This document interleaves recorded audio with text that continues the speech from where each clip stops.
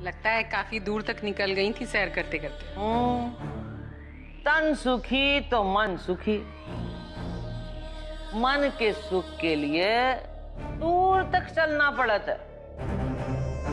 इस सैर के बाद इतना आराम मिल रहा है, इतना आराम मिल रहा है, आप बताए वैशाली जी। आप आराम से बैठिए, पानी लाती हूँ आपके लिए। अरे नहीं नहीं नहीं, हमारी भूख प्यास सब शांत हुई गई है। आप कोनो तकलीफ ना करें। कैसी बात कर रही हैं अम्मा जी? आपके लिए कुछ करके तकलीफ थोड़ी होगी, अच्छा लगेगा बल्कि। मोको तो यहाँ आके ही इतनी खुशी मिल गई है, अब कोनो अधिक सेवा पानी की जरूरत ना है। आप बस निश्चिंत होकर अपना काम कीजिए, कीजिए अपना काम कीजिए, कीजिए आप कीजिए। हमारी सेवा करने में तो को खुशी मिलेगी। और आज हम तोरे देव की सेवा का ऐसा इंतजाम किया है कि तुम लोगन से जिंदगी भर की खुशी छीन जाएगी। वो राधिका हमसे हमारी विशाखा को दूर किए रही, उके हिस्से का सब कुछ छीन के अपना हिस्सा मान लिए रही। पूरा एपिसोड देखिए ZEE5 पर। मम्मी मेरे साथ खेलो ना। दीपू मुझे परेशान मत करो, चुपचाप ना वहाँ जाकर बैठ जाओ। आप बहुत गंदी हो और आप मेरे साथ खेलती भी नहीं हो। राधिका मौसी तो मुझे बहुत प्यार करती थी, अब वो क्यों नहीं आती मम्मी? आप मुझे उनके पास ले चलो ना मम्मी।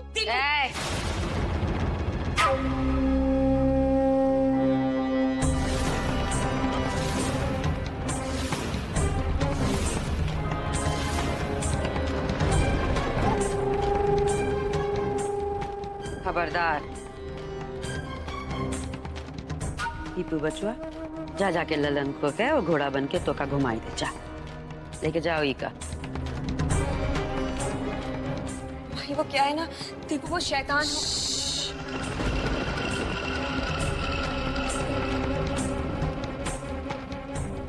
क्या बात है माई? तू अबे बाबू का साथ गंधर्व विवाह किए रही उटीले वाला मंदिर में। हमारा घर का पंडित का साथ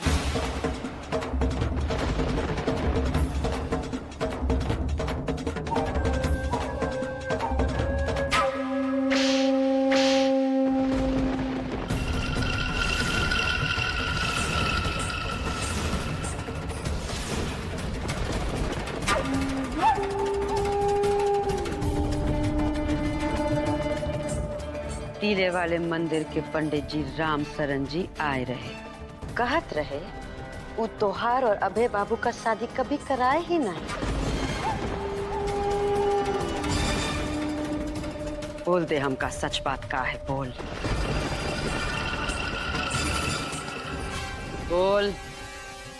2 दिन के अंदर पुरोहित सदन का साज सज्जा का काम पूरा हो जाना चाहिए। और हाँ, पुराने राज पुरोहित का जितना भी सामान है ना, सब घर से बाहर निकाल के फेंक दो।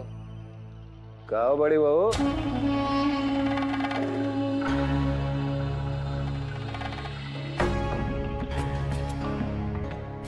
क्या बात है भाई? ऐसा प्रतीत होता है कि पूरा मार्केट खरीद के ला रही हो। बिल्कुल सही कहा आपने चाचा जी। आफ्टर ऑल सिर्फ 2 दिन रह गए राज पुरोहित के फंक्शन में। मैं नहीं चाहती कि किसी भी तैयारी में कोई भी कमी रह जाए। बड़ी बहू, बिल्कुल ऐसा तैयारी करो कि सारी दुनिया आंख फाड़ के देखती रह जाए। आप बिल्कुल चिंता मत कीजिए चाचा जी, बिल्कुल ऐसा ही होगा। इनफैक्ट मैं तो ये चाहती हूँ कि ये फंक्शन देव को राज पुरोहित बनाए जाने वाले फंक्शन से भी बहुत ज्यादा ग्रैंड है। तभी तो उन्हें पता चलेगा कि वो कहाँ है और हम कहाँ। बाय द वे, आपने एक्स राज पुरोहित परिवार को इनवाइट तो कर दिया है ना? बड़े बहू, इतना नादान समझती हो हमको? अरे हम खुद गए थे न्योता देने। भाई उनके बिना समारोह में मजा कैसे आएगा? बिल्कुल सही कहा चाचा जी आपने। अरे असली मजा तो तभी आएगा ना जब उन लोगों की आंखों के सामने हमारे अर्जुन को राजपुरोहित की गद्दी दी जाएगी और उनको अपनी आंखों के सामने रोते हुए देखने की मेरी बरसों की what do you call it मनोकामना पूरी हो जाएगी। बड़ी बहू, बहुत जल्दी तुम्हारी मनोकामना पूर्ण हो जाएगी। हाँ है ना, परंपरा के मुताबिक राधिका को ही ये गद्दी अर्जुन को सौंपनी है। पूर्व राजपुरोहित है, परंपरा को तो नहीं भूलेंगे ना। पूर्व राजपुरोहित से याद आया, हमारे होने वाले राजपुरोहित आई मीन अर्जुन कहाँ है? अरे अर्जुन की क्या बताए, जब से सुना है कि देव बाबू जिंदा है कमरे से बाहर ही नहीं निकल रहा है।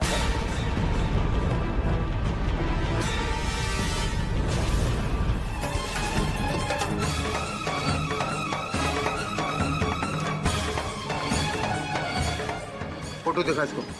अरे सुन, इस आदमी को देखा है कहीं?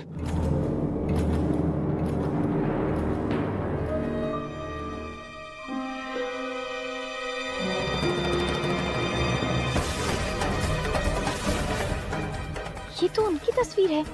ध्यान से देख इसको। देव नाम है इसका, देव। ये यहीं चंदनपुर में है। आते जाते देखा होगा तूने इसे। नहीं साहब, हमने इसको कभी देखा ही नहीं। शंकर भाई, इस साले का तो कुछ पता नहीं। अब क्या करेंगे? टेंशन मत ले।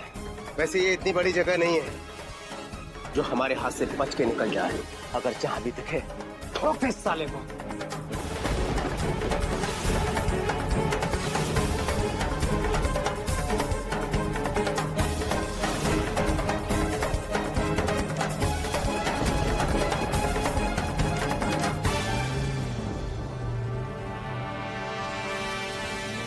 इन गुंडों को उनकी तलाश क्यों है?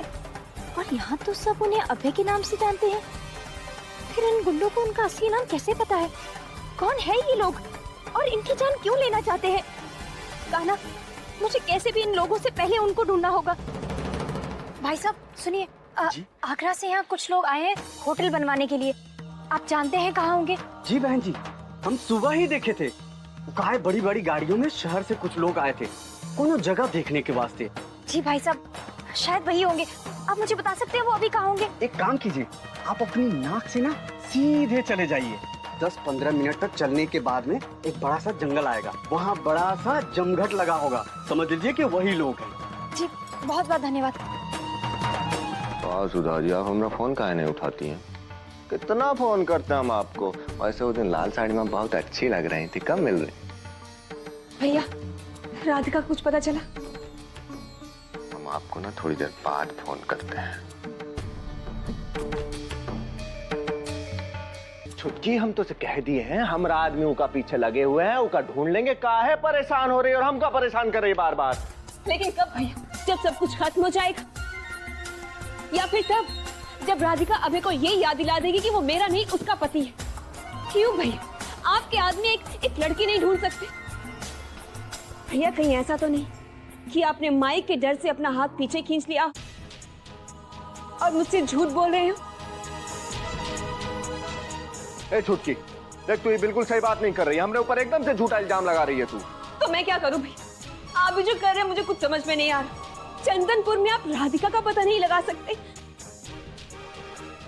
एक बात याद रखिएगा भैया कि अगर आपने इस बार मेरी मदद नहीं की तो मैं माई को सब कुछ सच सच बता दूंगी उन्हें कि मुझे आपकी वजह से अभय को अपना झूठा पति बनाकर इस घर में लाना पड़ा, क्योंकि आपने मेरे होने वाले असली पति का खून कर दिया था।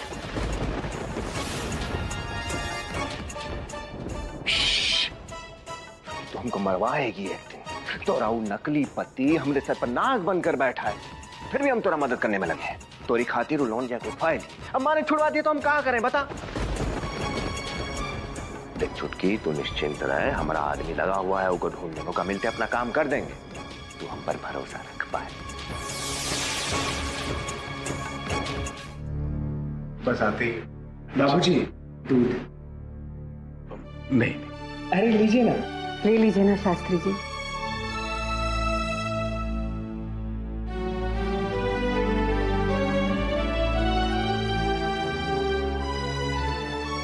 अम्मा जी दूध। ना। अरे ले लीजिए। मोको ना चाहिए।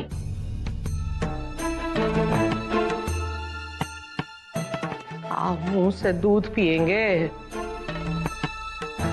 का राजपुरोहिती थी आप लोगन की, का शानो शौकत थी। राधिका के घर में कदम रखते ही सब चौपट हो गया। बहू होवे है जिसके आते ही घर में खुशहाली आवे है। एक बहू होवे है जो घर से बेघर कर देवे है। कहाँ मैं ढूंढूं आपको? कान्हा कहाँ है वो? कहाँ है आप? कहाँ ढूंढूं मैं आपको?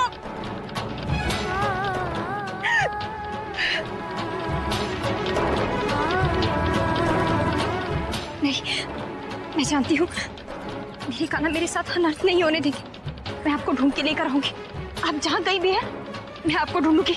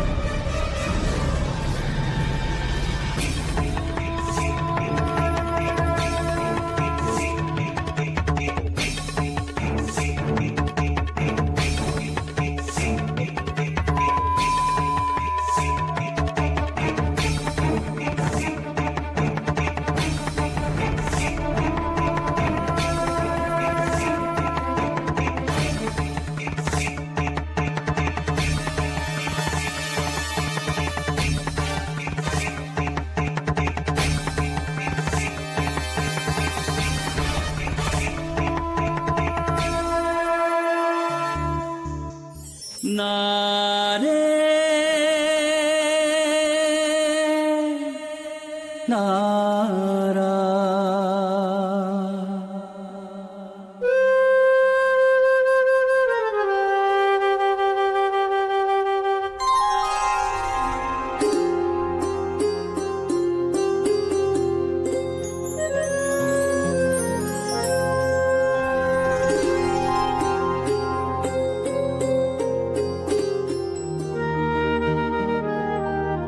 राधिका, वहां कहां खड़ी हो राधिका?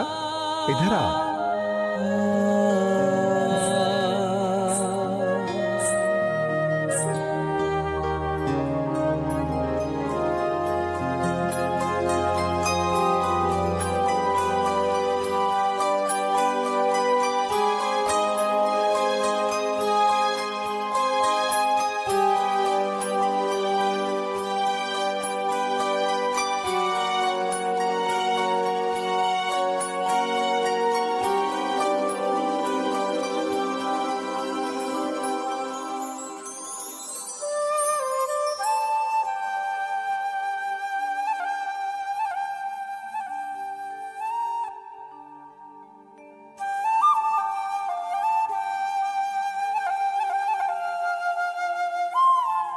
कान्हा, आपका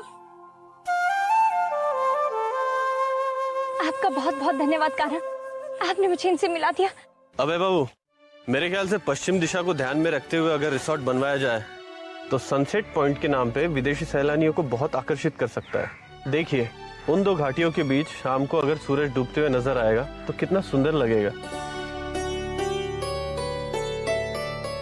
जी, मेरे हिसाब से बजाय रिसोर्ट के यहाँ 200-250 कमरे वाला एक 5 स्टार होटल बना दिया जाए तो प्रॉफिट ज्यादा हो सकता है। अबे बाबू, आगे का प्लॉट देखने चले? चलिए। आइए।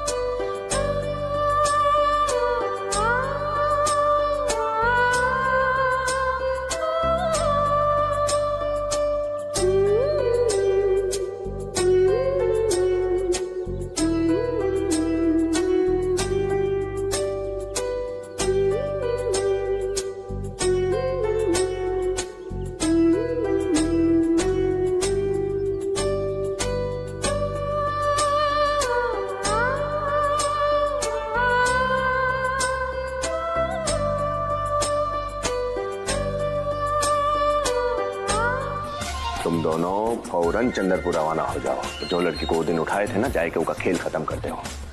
और हाँ, वो हरामजादे लल्लन और बबलू कहीं मिल जाए ना तो 4 कारतूस उनकी खपड़िया में भी डाल दो। नामर्द कहीं के ससुरा एक लड़की को नहीं ढूंढ पाए बे।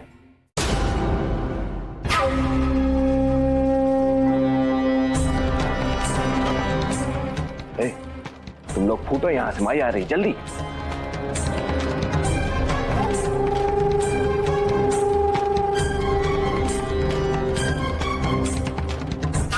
आज किसका उठाए खातिर आदमी भेज रहा है नालायक, हैं? भाई आदमी नहीं, हम तो अनाज का बोरी उठाए खातिर बोल रहे।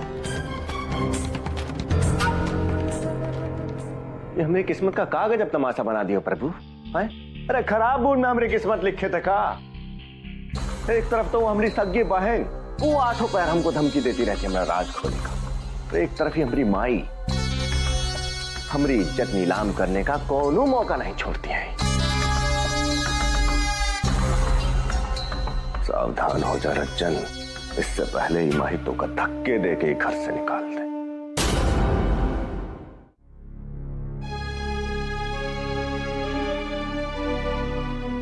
माता राम जी, वो राजपुरोहिती का शपथ विधि में 2 दिन रह गया है। वहां से आए निमंत्रण पर क्या विचार किए आप? बहुत सोच विचार करके हनुमान हम ही फैसला किए हैं कि वहाँ हमार जगह दामाद बाबू जाए तो काम बने का संभावना और बढ़ जाए। दामाद बाबू अच्छी तरह जानत है कि कौन मौके का किस तरह पूरा फायदा उठाया जा सकत है। हम जानत हैं उनका जाने से वहाँ बात जरूर बन जाए। भाई लेकिन हमको अभय बाबू का सेहत का भी तो चिंता करना चाहिए। कितना काम करते हैं वो बेचारे। अभी वहाँ होटल का साइड देखने गए हुए, आने के बाद और 50 काम है उनको। और ऊपर से आप नया कारोबार का सारा जिम्मेदारी उनके कंधों पर दे दिए हो। बहुत बोझ है। अकेला जन कितना काम कैसे करेगा माई? भाई हम दिल्ली चले जाते हैं, उनके कंधों का बोझ भी थोड़ा हल्का हो जाएगा और फिर आपकी सेवा का मौका मिलेगा। इससे अच्छा बात और हमारे लिए क्या हो सकता है? लल्ला, वहाँ राज पुरोहित का शपथ विधि है, कोनो फसल कटाई ना है। और हम अच्छी तरह जानत हैं कि तो का अभय बाबू की सेहत का कितना ख्याल है। अपना दिमाग का खिड़की खोल लल्ला, और ये बात अच्छी तरह जान ले कि तू कभी अभय बाबू का बराबरी ना ही कर सकत। लेकिन माई हम कोशिश तो कर सकते हैं ना। तोरा हर कोशिश हमरा नाम, हमरा काम और खराब करत है लल्ला। और ये व्यापार का बात है, 600 करोड़ का व्यापार। तू तो जानत है ना लल्ला कि हमका तो पे 6 आने का भी भरोसा नहीं। इसलिए अपना मन से दिल्ली जाए का ख्याल निकाल दो लल्ला। जा जा जाके खेती बाड़ी कर।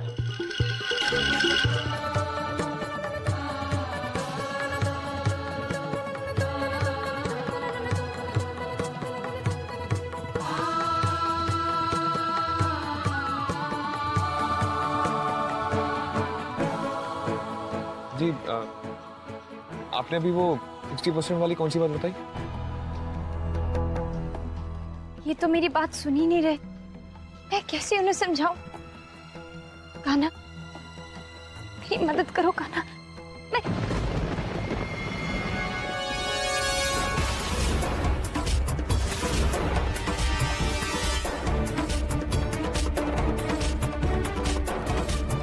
आपने अभी जो कुछ भी मुझे बताया, मैं टेंडर भरने से पहले वो जरूर ध्यान में रखूंगा। फिलहाल मुझे एक जरूरी काम से जाना है, तब तक आप लौट देख लीजिए।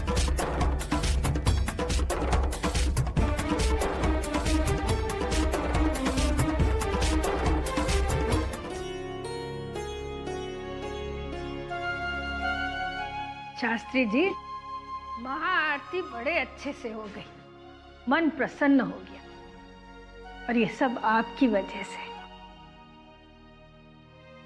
महाआरती में खड़े रहकर मेरी कमर दुख गई है, मैं जरा आराम कर लूं।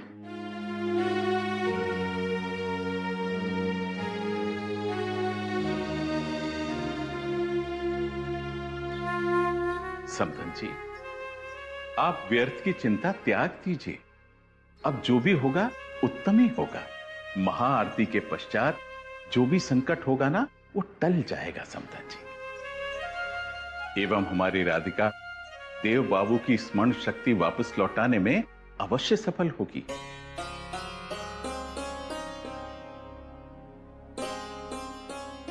कान्हा उसकी तपस्या का फल उसे अवश्य देंगे।